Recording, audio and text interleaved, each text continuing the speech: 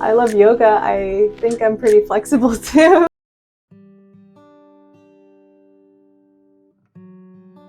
Got it. So I'm from New Jersey, which is a bit close to New York City. My hometown in New Jersey, if you took a car, it would be about 40 or 50 minutes away from New York City, so very close. My hometown is suburban, so half city and half rural, I would say. Many different kinds of people, many different cultures in that area. Sadly, I haven't seen a lot of the Japanese community, but there was a hibachi place, a Japanese hibachi place near my hometown. That's actually, me and my family would go there all the time. And that's where I learned actually how to use chopsticks at the age of 8. So, because the owners, they were Japanese, they taught me how to. They gave me baby chopsticks first. And then when I turned 12, they were like, you don't need these anymore. Here's some adult chopsticks and here's how you use them. So, but yeah, that's my hometown. Mm-hmm. Great. Yeah, so I've been living in Japan now for about a year and a half. It kind of feels longer, honestly. It's always been my dream to come to Japan. I was very interested. My father really liked old Japanese anime, and I got into that as well when I was really young. I think my first Japanese show was Pokemon, actually, at the time. And eventually, I, of course, really enjoyed Japanese food, and then I also started looking into, just for fun, Japanese history, such as the Sengoku period. And just for a very long time, I wanted to come to Japan, but in New Jersey, because it's pretty far, it's considered a very luxurious trip. So I always thought, maybe I'll go with my mother one day, for a girls' trip, or if I get married for a honeymoon or something, you know.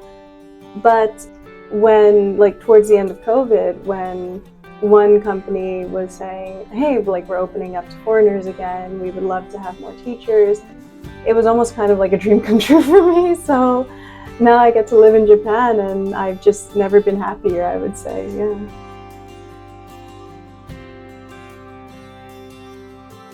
So my free time, so I really like to study Japanese. Especially living in Japan, I really like to practice my Japanese skills with my friends, or maybe just watching Japanese shows or movies as well.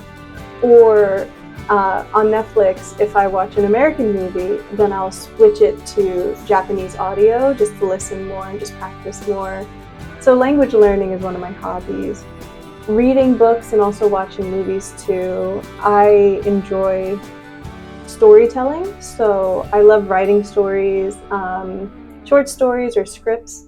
Sometimes I'll talk about them, but I just love just talking about characters and stories and just themes of things. So sometimes my friends will get interested, or sometimes they'll get bored, but I just think just storytelling is just one of my just favorite things. And also hiking too, I would say. Yeah, hiking, I just love doing that as well.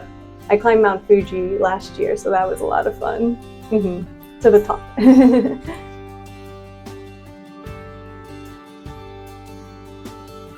Yeah, so sometimes I'll ask them what their favorite movie is or their favorite books. Then I'll ask them, oh, why is that, you know? And some of my students will be very passionate about it as well, same as me. And or they'll be passionate about the actors who play them as well too. So we love to talk about that in English. And I'll teach them new words such as themes or with symbolism or metaphor and stuff. So maybe a little bit harder, but I think it's definitely good practice in my opinion too. I want to take your lesson. Really? Thank you.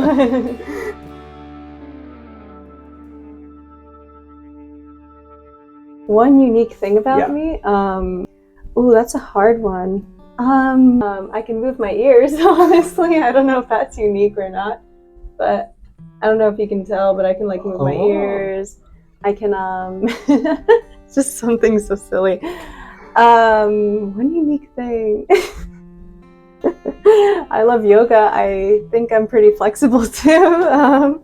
Just something so silly, yeah.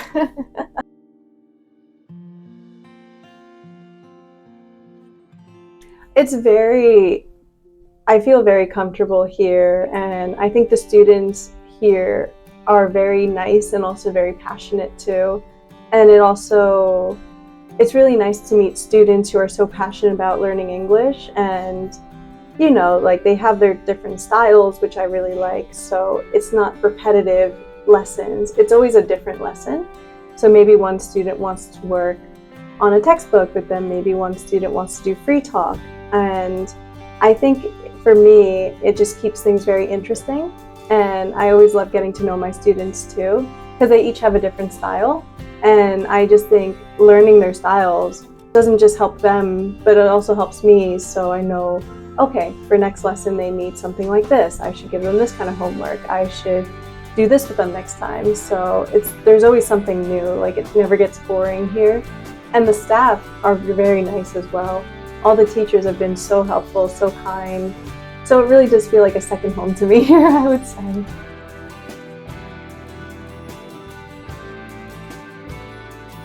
They encourage me so much, honestly. It's so hard learning another language.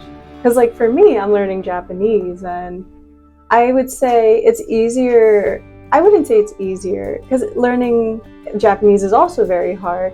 But at least I do have a lot of opportunities to speak it outside of English Village, maybe going to like a restaurant or like a cafe, or just speaking with my friends. But I feel like English learners here, it's a little bit more difficult because there isn't like so much English speaking in Japan. And I always admire them for just wanting to try, wanting to learn. And even if they don't stretch it out so much in their outside of English Village, they always try their best when they're here. So it really does encourage me more. It makes me want to help them even more too, just seeing their passion and just doing everything I can to help them reach their goals as well. So.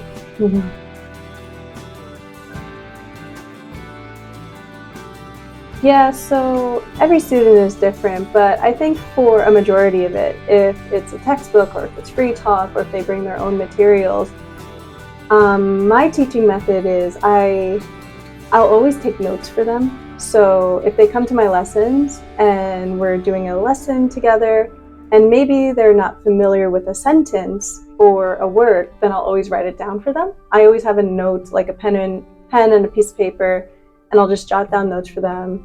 Maybe it'll be like new sentences or new like vocabulary. And depending on the theme of the lesson, I'll have them like repeat those sentences, maybe change it up a little bit too. I always encourage them to, as well, depending on their level, to explain things to me a little bit more as well. So if we're doing a textbook and maybe one of the textbook is like, the theme of the textbook is about idioms, and it's like about a woman and there's like a dead snake in her car kind of thing. And I would say, oh, has that ever happened to you before, And if not, maybe a similar situation, how would you feel about that? So I always like to ask questions and get different answers from them, and then help them with polishing their English a little bit more by writing notes. And I also encourage a lot of homework too. So since they don't have a lot of time to speak English outside, depending on what they do, then homework is always like a guarantee, I think, so that they can practice it more when they come back.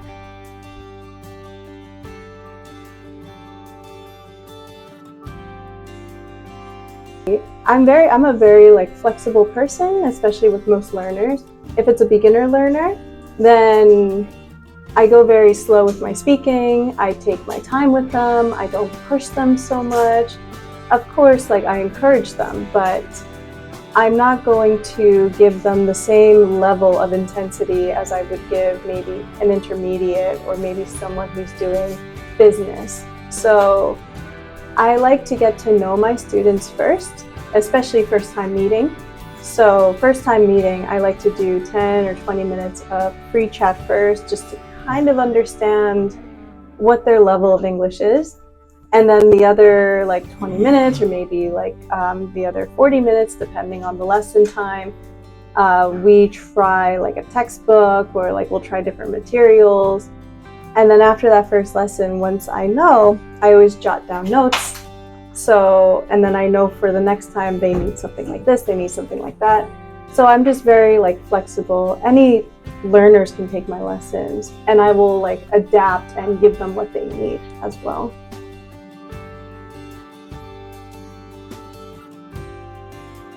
One thing I always keep in mind is to always be patient, because every learner is different, and like I said, learning a different language is very hard, and patience is always key to everything. So maybe one student might need to repeat the same unit for 2 or 3 lessons, and that's completely fine. Maybe one student wants to be a little bit faster, and then I'm just like, okay, it's like whatever you want, whatever you need kind of thing. So I think patience is a very important one. Understanding your students as well too, because like I said, every student is completely different. And I also think as well, like the mannerisms and also the behavior. So English speakers and Japanese speakers, there's also a different mannerism, and there also is a different way of speaking as well. So like when I'm learning Japanese, some of my Japanese friends will go like, kind of thing. But in English we'll say, oh, like what did you say? Like what was that again? So kind of like just practicing that as well. Like if you're learning English, there's like more than just like the sentences and the listening and everything. It's also how you speak, the mannerism, and also the communication, different kinds of communication as well. So I think that's also very important.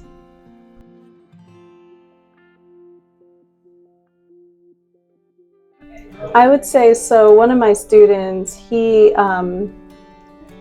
been bringing his own material. He's been bringing a listening textbook.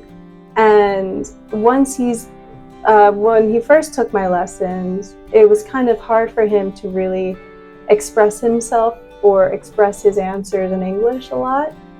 And we would practice, I would help write sentences down, and I also gave him homework for the listenings. So I will read it to him and he'll jot down notes, and I'll have him explain it to me, and he'll read it after, and then we'll do questions related to like the listening as well.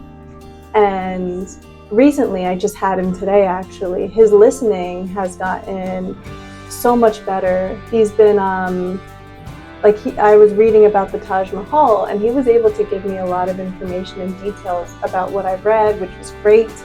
And when I asked him, oh, what's his favorite historic building in Japan, he was able to kind of, in a way, repeat that same information, like sentence structure wise, but in different information as well.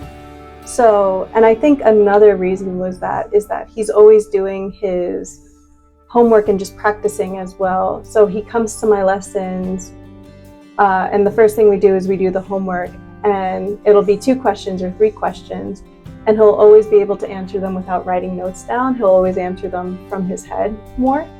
And I think that's just been like a great improvement to see, and how his listening skills have gotten so much better as well, and his speaking too. Because his reading is amazing, but the one thing we wanted to work on was listening and speaking. So I think for me, I'm just very proud of him and everything he's done so far. So.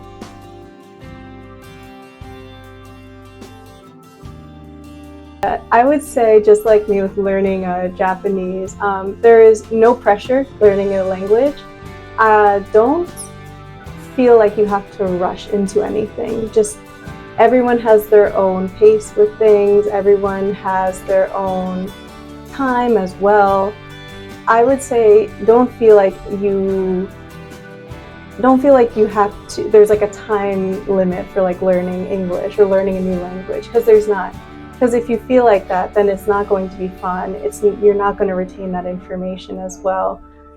Just do what you feel is right for you. Learn your different skills, and once you understand what skills you feel is more beneficial for your language learning, just polish that and just continue doing that as well. And then that can build more confidence, and you can try other different skills too. So just remember, if this is for you, just work on it for you. Don't work on it for anyone else. Just do it for yourself so that it's going to be more efficient and beneficial for your language learning. All right.